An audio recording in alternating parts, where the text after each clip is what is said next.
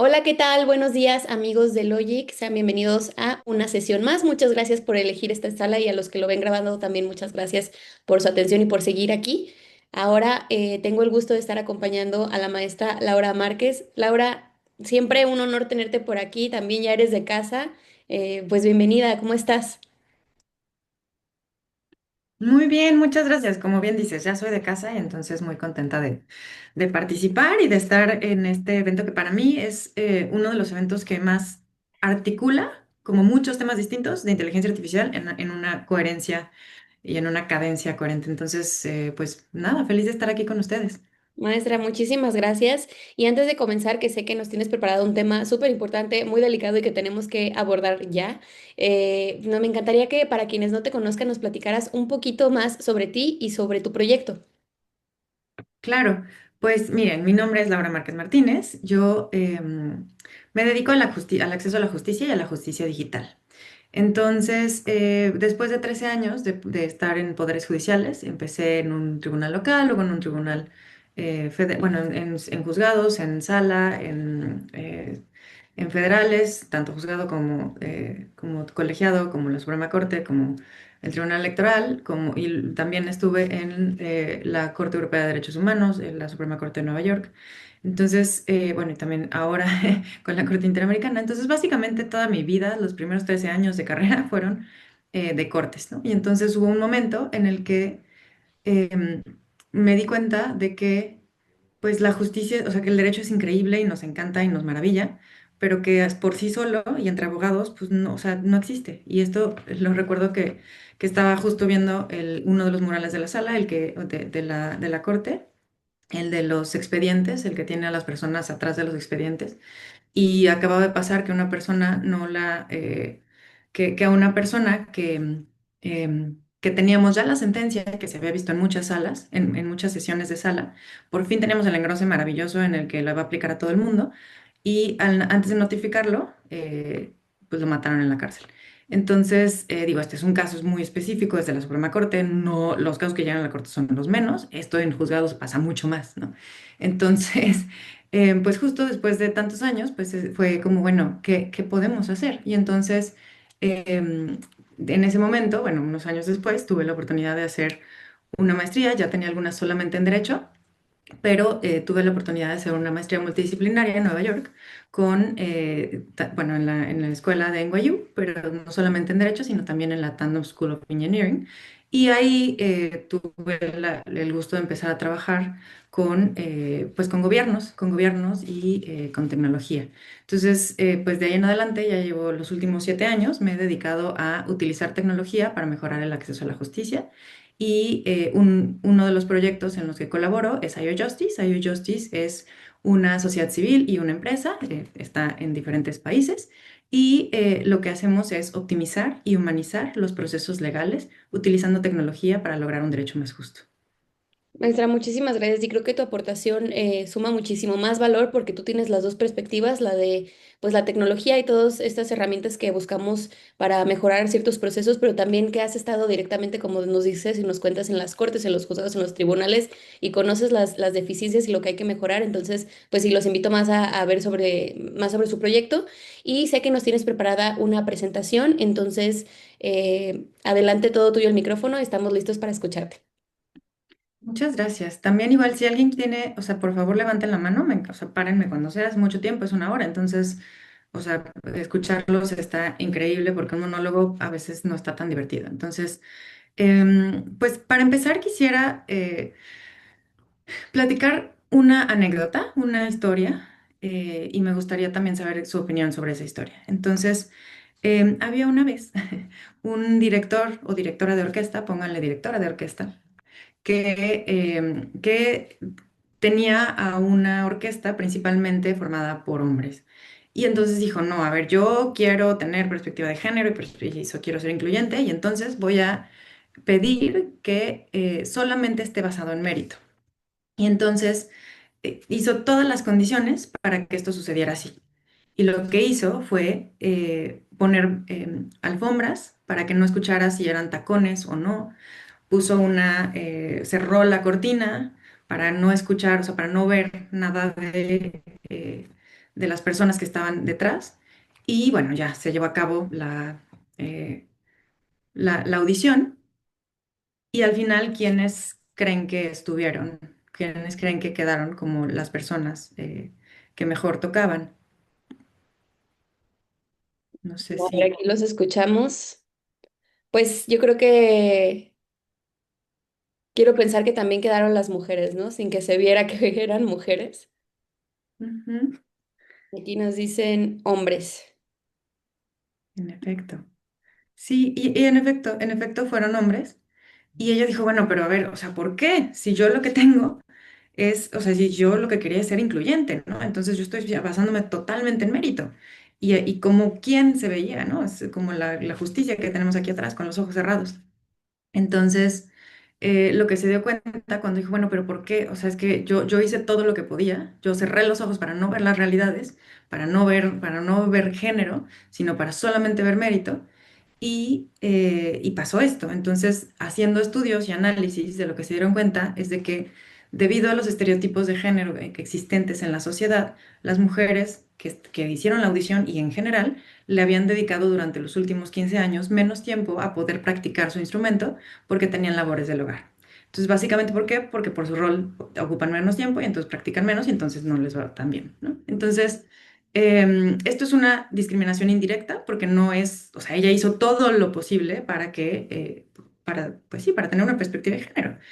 Em, pero la realidad es que no es tan sencillo y por más que queramos ser igualitarios, igualitarias, lo más importante es entender que no, o sea, que la justicia así como está ahí, ¿no? Así como la tenemos detrás, no es una justicia que nos va a ayudar a ser unas personas más igualitarias, porque lo que tenemos que hacer es ver las diferencias, no dejar de verlas, sino verlas y hacer cambios en ella.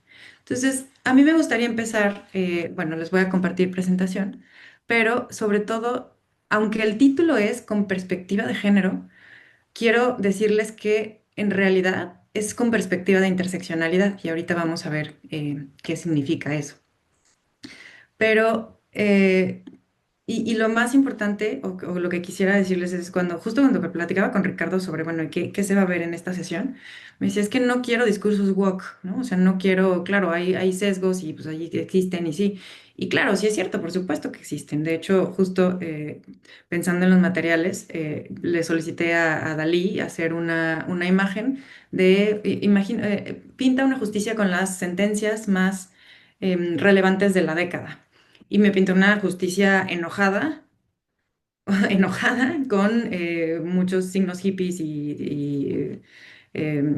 pues sí, signos de género, ¿no? Entonces, lo que quisiera decir es, el hecho de que se llame con perspectiva de género no significa que solo sea de mujeres o de hombres, es decir, aunque le pusimos así un poco para tratar de explicar, en realidad de lo que se trata es de entender que no puede entenderse una característica sola, sino todas las demás. Y también lo más importante y la razón por la cual es relevante estar aquí y aprender esto es porque no es tan sencillo como tenemos sesgos, entonces no podemos hacer nada. No, es que sí tenemos que hacer cosas, sí se están haciendo cosas, sí hay herramientas que ayudan a detectar esos sesgos, no solamente a replicarlos. Entonces, sí hay algo que hacer y sí hay mucha regulación y entonces es un tema sumamente importante que no se reduce a hombres, mujeres, sesgados, ¿no? O sea, lo más importante es no simplificarlo a, claro, todos tenemos sesgos y sí discrimina, o sea, sí, claro, eso es como decir, ay, el derecho es injusto, pues sí, todos lo sabemos, cool, ¿no?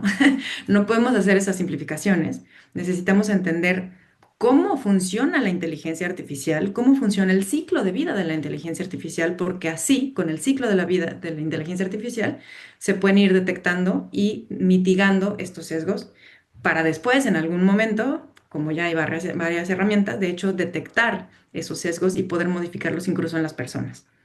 Entonces, la interseccionalidad es entender las características de las personas en su contexto.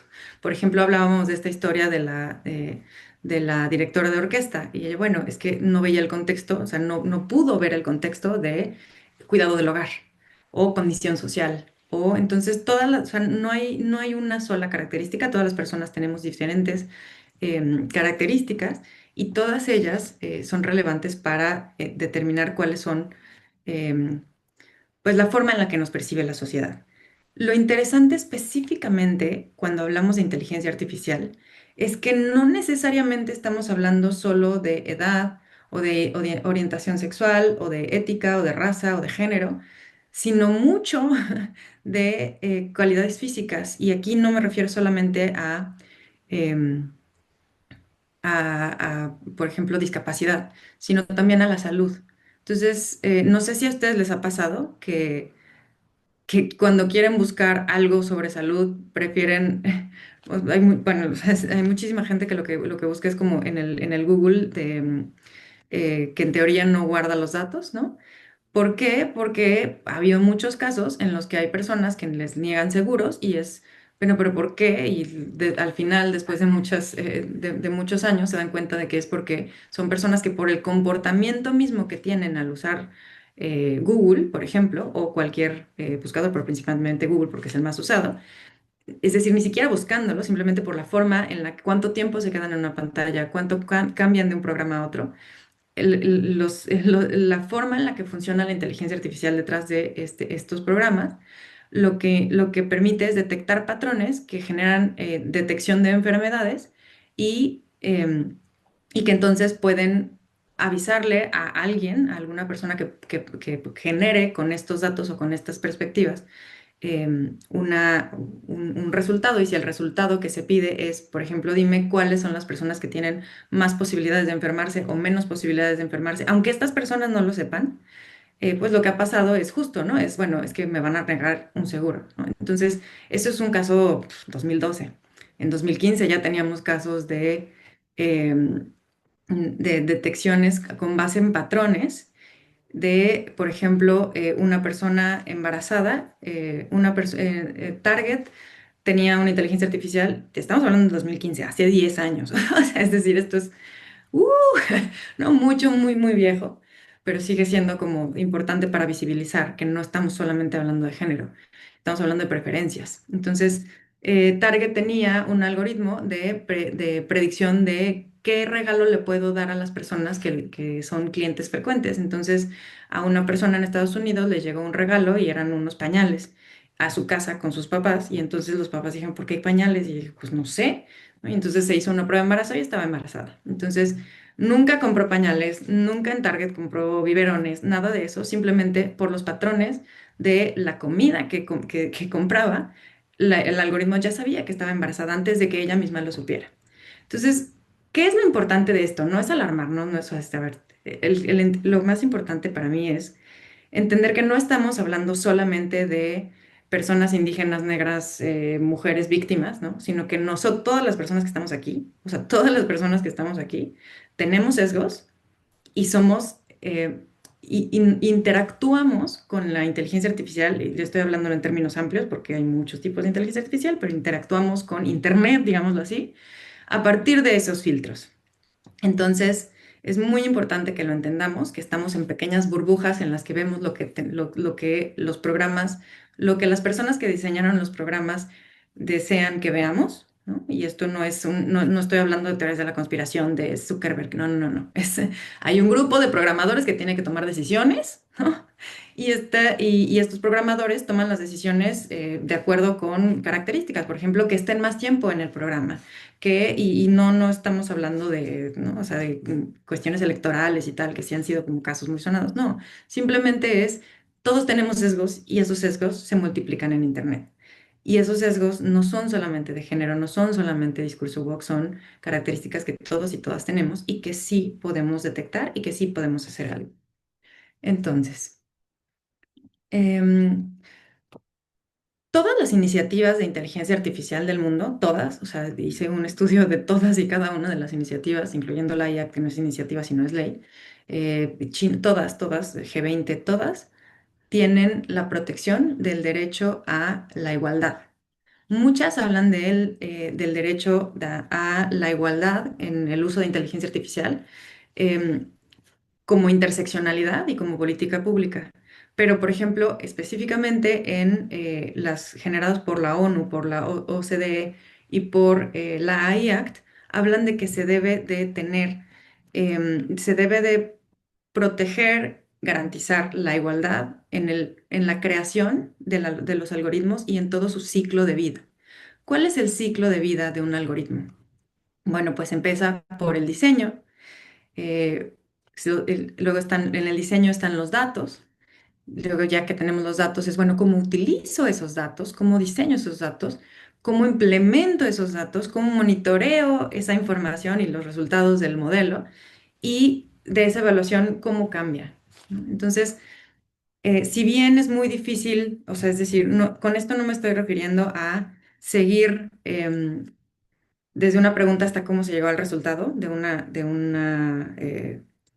un proceso de inteligencia artificial, sino la creación, el uso y la implementación de alguien que decide, bueno, voy a utilizar inteligencia artificial para juzgar con perspectiva de género, ¿no? O lo que sea, o sea, para cualquier cosa que se utilice, alguien que realmente está decidiendo, o sea, no usar ChatGPT, ese ya está entrenado, no tenemos, o sea, nosotros no tenemos una forma, como si usamos Google, ¿no? O sea, nosotros somos usuarios, no lo estamos creando, pero las personas que sí creamos algoritmos, que sí utilizamos integramos inteligencia artificial en soluciones, eh, todas estas soluciones tienen un ciclo de vida que es muy importante considerar. Entonces, primero tenemos el diseño, que esto es decir, qué implica, o sea, cómo quiero utilizar una herramienta, para qué la quiero utilizar, qué características quiero que tenga, qué datos quiero tener, qué datos quiero que utilice, ¿no? Y luego está la implementación. Bueno, ya, ok, ya la estoy implementando, ya la diseñé, ya tengo los datos. Ahora quiero hacer las pruebas para entrenarla. Ok, ¿quién va a estar para entrenarla? ¿Cómo, no? ¿Cómo la voy a entrenar? Y luego, ¿dónde la voy a implementar? ¿Con qué? O sea, ¿voy a implementar una inteligencia artificial entrenada en Asia, en Latinoamérica, por ejemplo? ¿O cómo la voy a implementar? Y luego, ¿cómo voy a monitorear? ¿Cuáles son los resultados? ¿Qué está pasando con las personas que de hecho están utilizando la plataforma? Entonces, durante todo este ciclo, cada uno de estos pasos, de acuerdo con las regulaciones, bueno, con la regulación de inteligencia artificial y las iniciativas más importantes de inteligencia artificial, en cada uno de estos pasos se tiene que proteger la igualdad en términos amplios, ¿no? La igualdad que incluye interseccionalidad, pero digamos la palabra igualdad que tiene muchas definiciones, pero en México la definición de la Suprema Corte de Igualdad es ver las diferencias, pero que estas diferencias sean justificadas, ¿no? Es decir, no es no ver las diferencias porque no las veo, no, es verlas y que estén justificadas. Si las diferencias están justificadas, entonces es igualitario. Si no están justificadas, porque es un estereotipo, porque no hay una justificación fáctica y técnica que tenga una razón de ser para esta diferencia, entonces eso es desigualdad. Entonces, lo que estamos buscando en cada una de estas partes son principalmente sesgos. Los sesgos, esto es algo como, no, o sea, no es, es, es como, em, no sé, algo, es como la ley de la gravedad, ¿no? Que no nos cuestionamos. Bueno, o sea, así los sesgos es cómo funciona nuestro cerebro. O sea, es decir, podemos decir que la gravedad no existe y es posible que lo digamos, pero todos los estudios técnicos, científicos, químicos y físicos y neurológicos que existen al día de hoy demuestran que todas las personas que estamos aquí conectadas y todos, o sea, todas las personas humanas tenemos sesgos. ¿Por qué? Porque nacemos en un lugar, crecemos en un contexto, aprendemos ciertas cosas y hay cosas que a lo mejor no leemos, pero las tenemos de nuestros papás, si tenemos papás, ¿no? Entonces, de acuerdo con el contexto en el que vivimos, tenemos ciertas ideas, ciertas formas de entender la vida, ciertos miedos. Y esos se llaman sesgos y son muy útiles porque nos ayudan a, por ejemplo, si yo voy caminando en la noche y veo una persona que está con un cuchillo en la calle, ya ni siquiera lo veo, o sea, yo ya simplemente me voy al otro lado de la calle. No es una decisión que tengo que tomar, sino que los sesgos en mi cerebro me dicen, o sea, sin que yo tenga que, ay, me voy a la izquierda o a la derecha, ¿no? No es una decisión que inconscientemente, sin que yo la sepa, porque en algún momento de mi vida entendí que en una noche oscura una persona con un cuchillo es peligrosa, ¿no? O sea, es algo implícito en mi cerebro, entonces me cambio del otro lado y ya. Pero yo no lo pensé, no, o sea, es decir, son cosas inconscientes.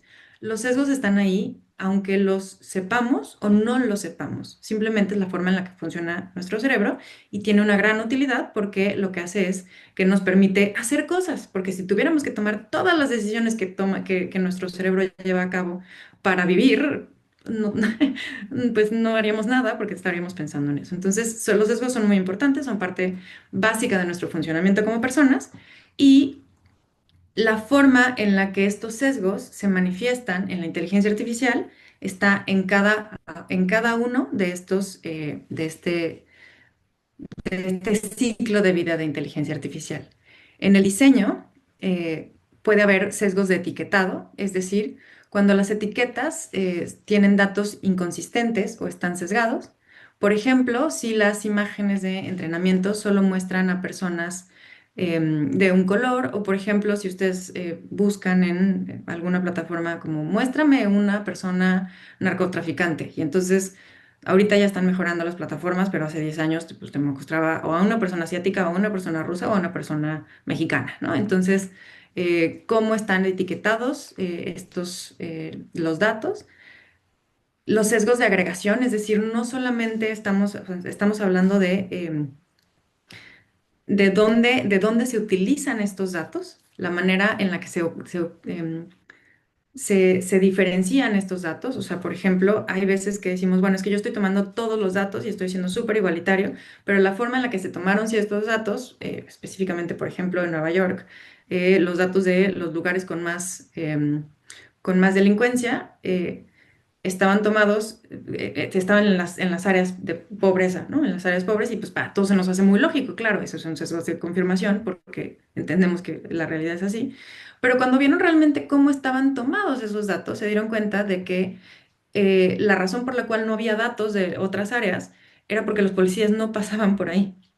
Entonces, es decir, los datos también tienen sesgos. Los datos tienen sesgos desde la decisión de los datos, desde la agregación de los datos, cómo se agrupan y que estos datos puedan verse en su contexto, ¿no? Luego, estos datos pueden ser también, por ejemplo, específicamente en la justicia, de agregación, es decir, o datos implícitos, por ejemplo, y lo vamos a ver, es cuántos datos o sea, qué porcentaje de la realidad creemos que los datos que se utilizan para las inteligencias artificiales actuales o para los sistemas de inteligencia artificial actuales en la judicatura, eh, qué porcentaje de los conflictos representan. Es un porcentaje representativo de la realidad social? ¿No? O el sesgo de muestreo, que es un poco lo que hablábamos de los colores, o de, bueno, es una herramienta que se probó solamente en un área en donde no se hablaba español en Estados Unidos y entonces no se tomaron en cuenta ciertas características. Entonces, eso solamente estamos hablando del diseño. Luego, si hablamos de los sesgos de implementación, es cuando estamos tratando de buscar, por ejemplo, datos en un contexto distinto. Entonces, por ejemplo, hubo hace aproximadamente 6 años un, eh, un equipo de la Universidad de Michigan, si no me equivoco, que lo que hicieron fue tratar de detectar cuáles son en redes sociales, específicamente en Twitter entonces, era bueno, cuáles son las voces que no se están viendo y por qué. Entonces detectaron que las voces que se estaban yendo hasta el final, o sea, no es que se vean, no es que no se vean, no es que se censuren, simplemente es que hay una preferencia de qué voces ves antes y qué voces ves después, ¿no? Y, y no estaban teniendo las cuestiones o las palabras como niga, como palabras que en realidad son fiery, que son palabras que para nosotros podrían ser eh, como groserías, ¿no? Pero Efectivas, que las ¿no? personas que en su slang natural, ajá, sí, sí, exacto, y que las personas que en su slang natural las ocupan eran las personas y son las personas negras. Entonces, en un contexto, estas palabras son perfectamente normales, pero en otro contexto, estas palabras son fiery. Entonces, ¿en qué contexto se están implementando? Ahora, si yo dijera, bueno, eso exactamente que hizo la Universidad de Michigan, lo voy a hacer acá. Tráigaselo, ok, perfecto. Pero entonces acá tendríamos que pensar, bueno, ¿qué palabras se utilizan? ¿Qué piensan ustedes cuando piensan en la palabra estancia? ¿Con qué lo relacionan? Estancia. Estancia con un lugar en donde vas a dormir, a quedarte, a hospedarte. ¿Qué nos dicen? Sí, sí, sí, justo, justo, exactamente. Dependiendo de dónde lo preguntes, ese contexto define lo que para ti es esa palabra. Entonces, de hecho, ese es uno de los significados más comunes y la diferencia en los contextos es, por ejemplo, de vacaciones, ¿no? O sea, ¿cuál es la estancia? Bueno, si yo soy una persona migrante, para mí una estancia va a ser un refugio. Y para mí, pero si yo soy una persona que tengo una casa de campo, le llamo estancia. Entonces, dependiendo de la realidad social en donde se utilicen estas palabras y donde se implementen estas palabras, cambia la forma en la que se va a comportar el algoritmo, porque tenemos realidades distintas, ¿no? Eh, y luego ya que lo implementé, ¿no? Tengo que revisar, bueno, cómo estoy, cómo estoy, qué estoy haciendo yo con esta información. ¿La estoy detectando o simplemente como lo que platicamos de Nueva York? Bueno, pues sí, es que las zonas de más pobreza son las zonas con más delincuencia y las zonas con más armas, pues también son con más delincuencia. Obvio, ¿no? Eso es un sesgo de confirmación, que es cuando ya llegó a mí como persona esta información, ¿qué voy a decir yo? ¿No? Y entonces aquí cuando sí entramos en todo lo que ya sabemos, que es las personas que generamos o generan inteligencia artificial desde, por ejemplo, Google o ¿no? las grandes empresas, el STEM, es decir, las personas técnicas, científicas que diseñan estos algoritmos, son principalmente hombres, 70% más o menos, dependiendo de los estados, hay mucha información al respecto, si quieren se las comparto. Y específicamente en mi área, que es la justicia digital, pues también hay un techo de cristal. ¿Quién revisa las sentencias? Bueno, pues dependiendo de la corte, si es una alta corte, va a haber menos mujeres y si es una de primera instancia, va a haber más mujeres y menos hombres. Entonces, ¿cuáles son esos sesgos? Pues, o qué sesgos de confirmación, depende de las personas y no solamente del género, sino también de las realidades sociales que han vivido estas personas, ¿no? Entonces, ¿por qué esto es importante? Porque los sesgos son buenos, o sea, los sesgos son una utilidad de nuestro cerebro que es adecuada y que es muy útil, pero cuando tiene una consecuencia sobre la realidad social, es ahí cuando tenemos que hacer algo, ¿no? Y en el uso de inteligencia artificial también se puede, también se puede. Entonces, ¿qué podemos hacer? Bueno, pues lo que se ha determinado es, y justo esto es lo que he platicado con Ricardo, es bueno, es que no hay una respuesta. Pues no, se está constantemente cuestionando y preguntándose, etcétera. Una de las principales respuestas que se ha dado y que se sigue implementando, porque son metodologías muy teóricas que se están analizando, es, bueno, en cada una de las etapas voy a tener grupos de personas de personas diversas.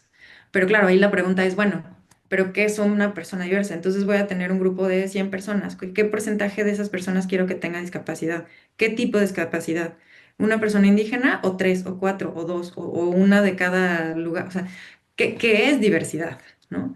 Religión, ¿no? Entonces, o sea, literal nosotros sí hemos, o sea, es contactar a una persona que es una persona negra con musulmana, con especialidad en inteligencia artificial, o sea, sí hay muchas, pero es un trabajo que se tiene que se va pues sí, detectando poco a poco. Entonces, estas son las preguntas que es, bueno, muy bien que ya tengas un equipo diverso, si lograste determinar qué es diversidad de acuerdo con la interseccionalidad, pero ahora, ¿qué crees? Que cuando hablan, no hablan el mismo, o sea, solamente hay voces que se escuchan más. ¿Por qué? Porque existen sesgos y entonces hay personas que son más extrovertidas y más introvertidas. La introversión y la extroversión también es un sesgo que existe en la sociedad y en la inteligencia artificial y en la forma en la que se muestran más las personas extrovertidas que introvertidas. Entonces, otro sesgo. Em, entonces, el segundo paso es la seguridad de estos equipos diversos. ¿Cómo logras que todas las personas que están involucradas en el proceso de creación multidisciplinario y diverso puedan tener una voz que se escuche en este proceso? Entonces, bueno, hay también técnicas. Y luego, bueno, ok, perfecto. Pero luego tenemos el sesgo de confirmación. Y el sesgo de confirmación, cuando por ejemplo ya se está implementando, no estamos hablando de que si pongo una mujer, entonces yo estoy esperando que ella tenga perspectiva de género. porque no es así, porque todas las personas somos machistas. Yo soy feminista y yo sé que soy, o sea, yo sé que tengo micromachismos internos que no los sé, que no los conozco y que los digo de repente y digo, "Ah", ¿no? ¿Por qué? Porque son, son inconscientes, ¿no? Entonces, la simple diversidad por sí misma no permite que este sesgo de confirmación eh, no garantiza que se detecte.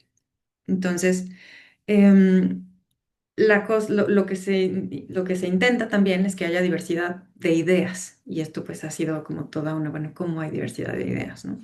Porque o sea, lo que está pasando ahorita es que en vez de juntar la diversidad, pues hay polarización, ¿no? Y justo ven que viene de esto, ¿no? De cancelación. ¿Cómo se te ocurre decir esto, ¿no? Persona discriminada y entonces polaridad. Entonces, ¿cómo tratamos de eliminar o de prevenir estos sesgos de confirmación, igual con equipos diversos, de muchas maneras?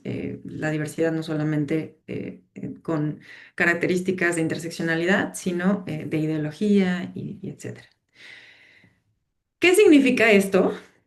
Pues que está muy difícil, ¿no? Es decir, o sea, em, que no es como, bueno, entonces yo, persona juzgadora, cuando utilizo inteligencia artificial, voy a fijarme que no haya sesgos. Pues mucha suerte, pero antes de que tú ocuparas esta herramienta, hubo muchas personas, o pocas, ¿no? Sí, sí, si te va mal, ¿no? Que diseñaron esta herramienta. Y entonces, y algunas personas juzgadoras me dicen, bueno, pero es que entonces, ¿cómo le hacemos? Claro, pero en el juzgado no se tienen herramientas, o sea, no se tienen los equipos las herramientas suficientes para generar modelos. De hecho, o sea, ni siquiera Harvey, pues, que es una de las inteligencias artificiales que más millones en las que más se ha invertido de jurídica. Entonces, esto es relevante porque cuando vemos que esto, ok, esta gran dificultad y esta maraña, ¿cómo la vemos desde la judicatura? ¿Cómo la vemos desde las personas que tratan de utilizar inteligencia artificial o que usan inteligencia artificial para, para mejorar o para mejorar el derecho de acceso a la justicia? ¿No? Entonces, o sea, que me estás diciendo que en general las herramientas están sesgadas, sí. Ok, entonces, ¿qué hago? Porque, ¿qué creen? Dentro de la ley, o sea, bueno, ahorita vamos a ver la normatividad, la tendencia es hacer responsables a las personas juzgadoras sobre los sesgos que puedan tener en el uso de inteligencia artificial. Y esto es por cuestiones de responsabilidad, pero al final el responsable es la última persona que utiliza esta herramienta. ¿Eso significa que no la debemos de utilizar? No, para nada. Por supuesto que no. Solo hay que estar conscientes y pedir a las personas que lo están desarrollando qué estás haciendo, qué medidas estás tomando para mitigar todos estos sesgos que te estoy comentando y que ya se ha hecho. Es decir, no es algo que no es, por supuesto que sí. ChatGPT hace 2 años era muchísimo, muy distinto al que existe hoy. Los sesgos que tenía hace 2 meses son muy distintos a los que tiene hoy. ¿Por qué? Porque los propios algoritmos se utilizan también para detectar esos sesgos y cambiarlos. Entonces, ¿qué implica esto para la justicia específicamente? Bueno, pues mi propuesta o lo que yo considero que hacia donde debemos de ir es utilizar los grandes ejemplos de inteligencias artificiales o de sistemas de inteligencia artificial que al día de hoy se están utilizando en judicaturas para detectar sesgos ya existentes en las judicaturas y cómo reinterpreta, o sea, cómo podemos hacer eso de maneras distintas que permitan lo que permite lo que, bueno, sí que lo que, una de las mejores cosas que permite la inteligencia artificial es cuestionarnos qué implica ser humano. Entonces, lo que nos permite en esta área es cuestionarnos, bueno, cuáles son mis sesgos y tiene grandes herramientas para eso. Entonces, lo que yo quisiera platicarles es desde qué perspectivas, o sea, desde qué perspectivas se tienen desde la perspectiva de comportamiento, que son los sesgos, que ya lo vimos, la perspectiva legal y la tecnología, cómo están de hecho al día de hoy utilizándose estas herramientas en las judicaturas y sobre todo, eh, cuáles son las preguntas que nos tenemos que hacer. Entonces, de comportamiento tenemos los sesgos que ya platicamos con mucha, pues sí, con mucho tiempo. Aquí lo más importante es, hay estudios que de hace también mucho tiempo que, que han demostrado que no tiene solamente que ver con las personas, sino que las personas también, o sea, lo que platicábamos de las mujeres, ¿no? Nosotros pensamos que las mujeres, porque tienen hijos, entonces saben lo que es la maternidad y eso es un sesgo por sí mismo. Entonces, no es tan sencillo como simplemente poner más personas, porque, sino que el comportamiento depende de muchas más cosas. Entonces, eso es un poco lo que platicábamos. Y luego, legal. ¿Qué hay específicamente de legislación en judicaturas?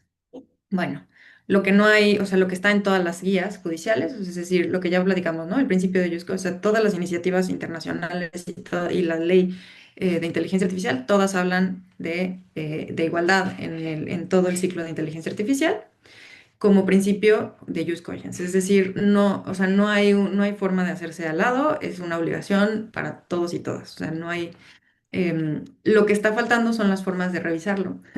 Que bueno, gracias entonces de que nos sirve, pero bueno, esa es una de las críticas. Y específicamente en las judicaturas tenemos guías que mucha gente conoce, por ejemplo, la de Colombia, porque hubo mucha literatura hace unos meses al respecto, pero hay guías judiciales que hablan de igualdad en Brasil, aquí en Europa, en Ucrania, en Nueva Zelanda, en Reino Unido, en Hong Kong, en Canadá, en Colombia, en Kenia. Es decir, y todas estas guías de lo que hablan es de garantizar la igualdad y tienden a hacer responsables a las personas juzgadoras. Es decir, ¿quién es responsable de la decisión? ¿Una máquina o quién la firma? ¿Quién la firma? Esa es la respuesta del 95% de los casos. Porque algunos tienen la firma un poco después. Pero, ¿y esto por qué es? Porque alguien se tiene que hacer responsable. O sea, porque si algo pasa específicamente en una judicatura, que es un órgano público con un mandato específico, o sea, y si pasa algo, alguien tiene que tener la culpa. ¿Esto es justo? Pues no, claro que no es justo, pero es un poco como están ahorita diseñadas las guías para dar esta responsabilidad de revisión, ¿no? Y hay una discusión muy larga, ¿no? O sea, es decir, yo me pronuncio claramente sobre es que ¿no? Es como decir, eh, pone el mar en un vaso de agua, que es muy difícil, es imposible, pero al final tiene que haber una responsabilidad y también esa es la razón, o sea, este derecho a una persona humana, o sea, todas las guías también, también mencionan y dicen, la inteligencia artificial no puede sustituir a las personas juzgadoras.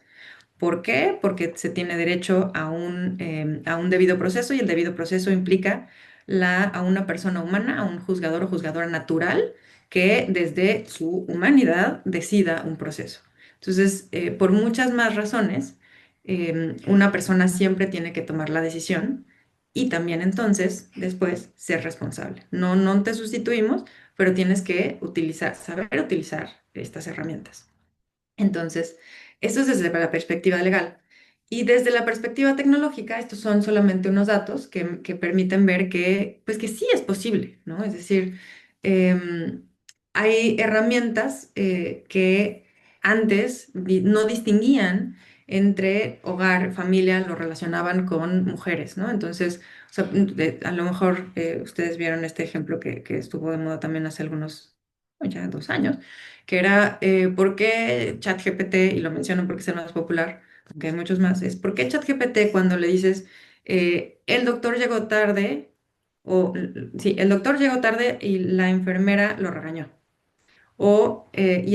La forma en la que interpreta eso es siempre con el doctor como como de género masculino y la enfermera como de género femenino.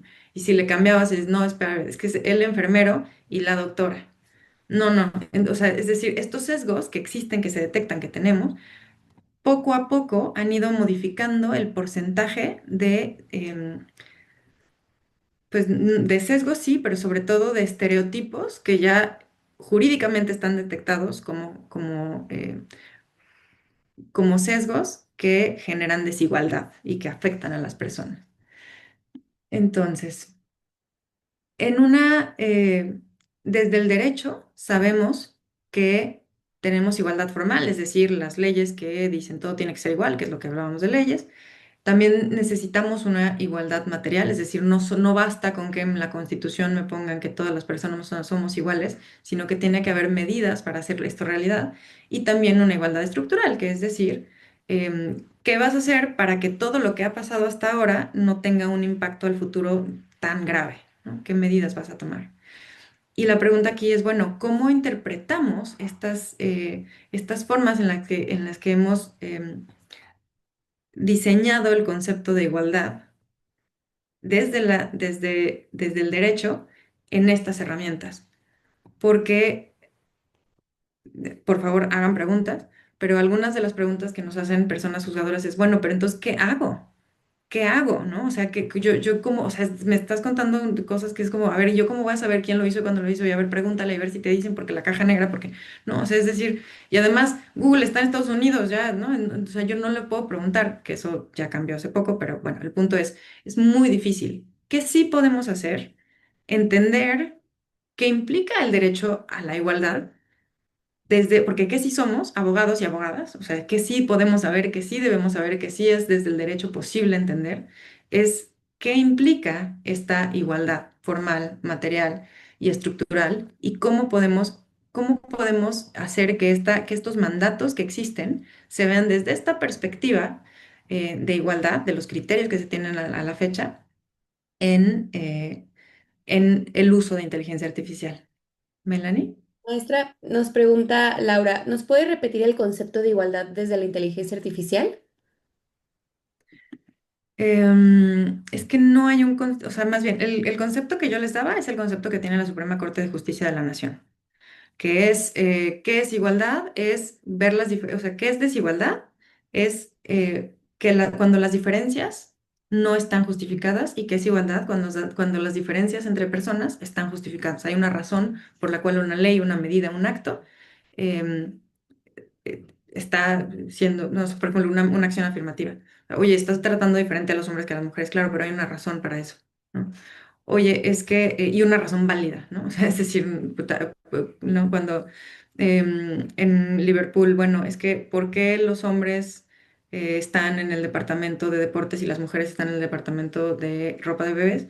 Bueno, ¿por qué? No, pues porque se llevan mejor con la gente. Claro, pero eso tiene un impacto, o sea, cuando eso se impacta en la realidad es los hombres tienen un mayor salario porque para estos puestos se necesitan características de mayor educación, por ejemplo, ¿no? Entonces, que esas diferencias estén justificadas lo hace igual y que no estén justificadas, que no hay una razón detrás, o sea, que una razón jurídica detrás, eso es desigualdades cuando no están justificadas, igualdades cuando están justificadas. Pero eso es jurídico, no es de inteligencia artificial. Ahora, si la pregunta es cómo regulan todas estas iniciativas el término de igualdad, cambia en cada una de ellas. Pero la más aceptada es que se tiene que cuidar la igualdad en cada una de las del ciclo de vida de la inteligencia artificial. Buenísimo, Alice. muchas gracias. Alice tiene la manita levantada, nada más para confirmar si nos puedes poner el chat. Si tienes alguna pregunta, es que a veces se nos van las manitas, entonces, y una vez que nos confirmes, pues ya abrimos el micrófono. Pero si gustas, mientras continuamos, maestra. Ok. Entonces, pues bueno, ya vamos terminando, o sea que si tienen preguntas, por favor, háganla. Em, Perfecto, me parece, ahora, ¿cuál? Ujú. perdón, me parece Alice sí tiene una pregunta, pero bueno, si gustas, concluimos la presentación y ya damos el espacio para la pregunta. Oh, venga, venga, sí. ¿Sí? Muy bien. Alice, entonces ya puedes abrir el micrófono. Creo que manda, listo. Sí, puse de hecho más que pregunta, comentario en las preguntas. No sé si no se ve, está arriba de la de Laura. Yo la veo arriba de la de Laura Chávez, pero no sé si no se ve. Si gustas comentárnosla o le damos lectura, como Ah, nos digas. ok, a ver, es que este tema de la igualdad, yo lo que comentaba es que no se puede explicar desde la diferencia. O sea, la igualdad es un principio de derechos humanos, es el principio de derechos humanos que se sustenta en la equivalencia humana. Creo que es importante explicar esto porque si no nos podemos confundir en la casuística. Es de trato, es de oportunidades, ¿sí? Entonces, entender que tenemos la misma dignidad cosa que no fue reconocido, que tenemos los mismos derechos históricos.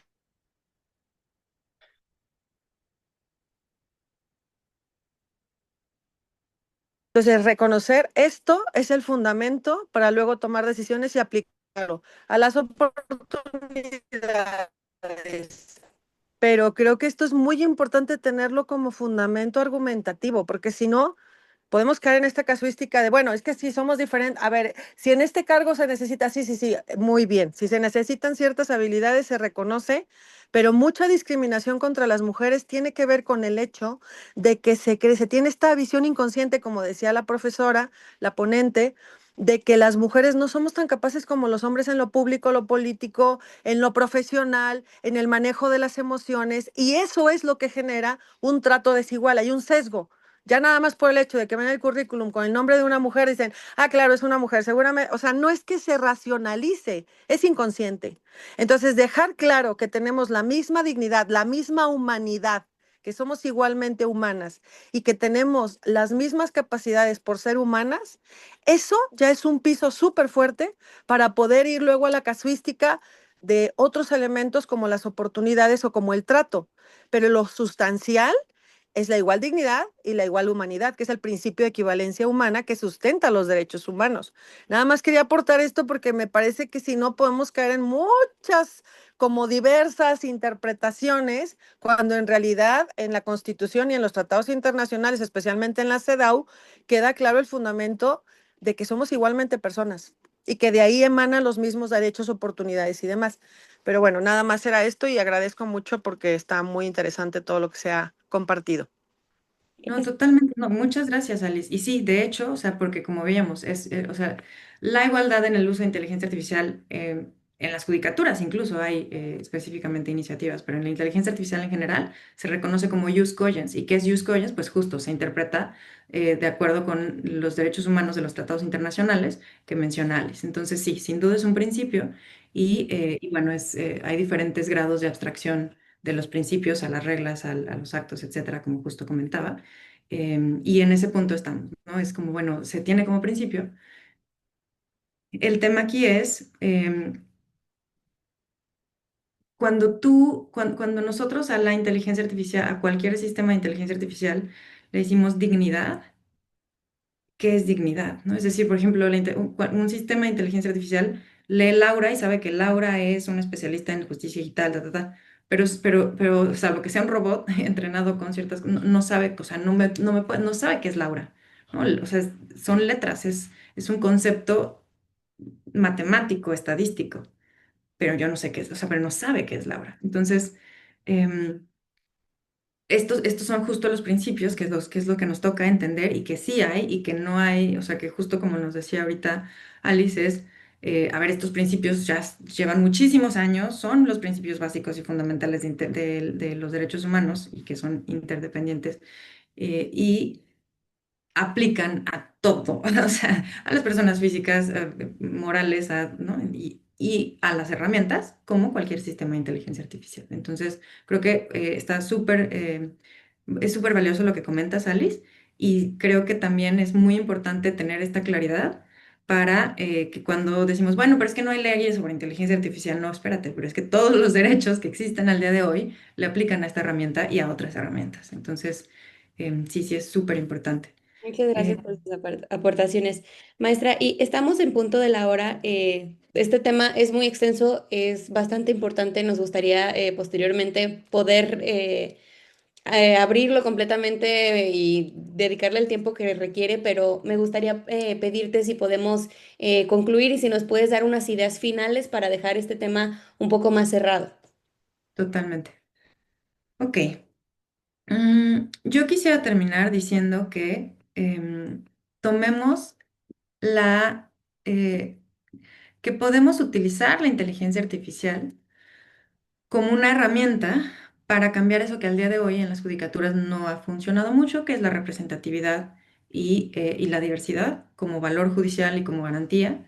em, que precisamente al día de hoy, sabiendo que la inteligencia artificial es una herramienta que permite, o sea, que es mucho más precisa jurídicamente, esto es, digamos, precisa jurídicamente que el 80% de las personas abogadas, em, nos da, nos hace la pregunta, bueno, entonces, ¿cómo? O sea, ¿desde qué perspectiva y qué es importante en las personas juzgadoras que los últimos 100 años eh, se han dedicado a especializarse? Y la especialización es justo lo que permite que la inteligencia artificial sea más precisa, ¿no? Entonces, a ver, creo que quiero dejar de compartir.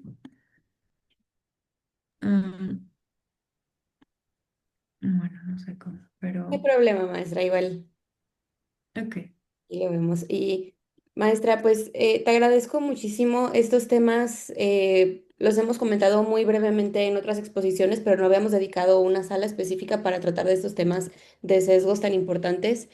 Siempre un honor tenerte por aquí. Muchísimas gracias y gracias a todos los que se conectan.